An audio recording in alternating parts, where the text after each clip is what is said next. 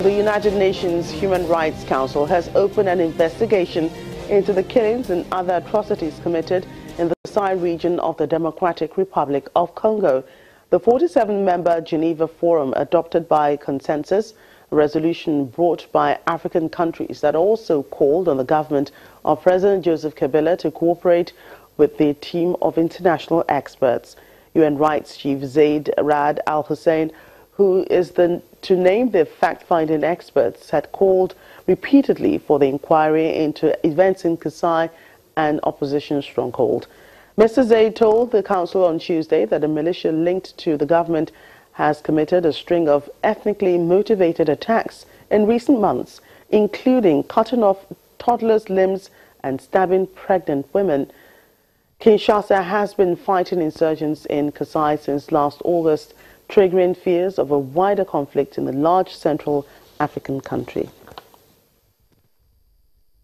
Meanwhile, as the international community widens its sanctions on Congolese officials, opposition members have threatened to embark on a national civil disobedience protest if the government does not ensure an electoral calendar is published by July 31st. There has been worsening violence in the resource-rich country since President Joseph Kabila overstayed his mandate and pushed back the polls. The Democratic Republic of Congo's opposition has called on the international community to enforce more sanctions on government leaders to ensure elections take place this year. Joseph Kabila, in power since 2001, struck a deal in December with Congo's main opposition bloc to stay on after his mandate expired, provided he held elections by the end of 2017. But talks to implement the deal broke down in March when Kabila refused to commit to the bloc's choice of prime minister. The country has been conducting voter registration since last month, but critics are skeptical that the presidential poll will take place on time.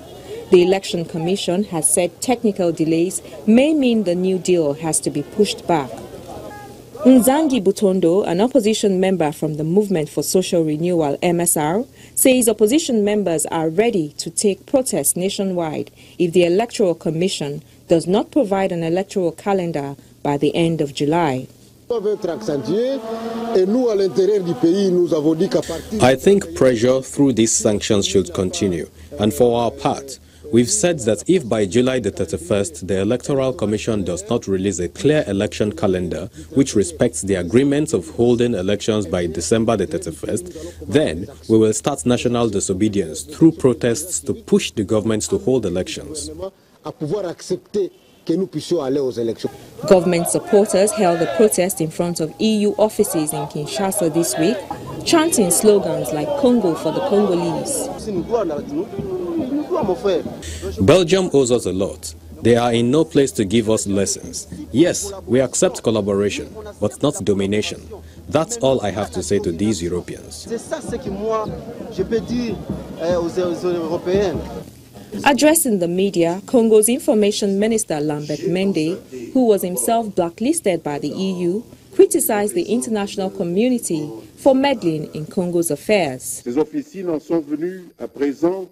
After the unilateral sanctions that were taken against various political personalities and members of the military, there have been elements who have resorted to spread rumors, not only on the social media, but also through the traditional media to condemn with no proof these patriots, to ruin their reputations, but it also makes the country they serve very vulnerable.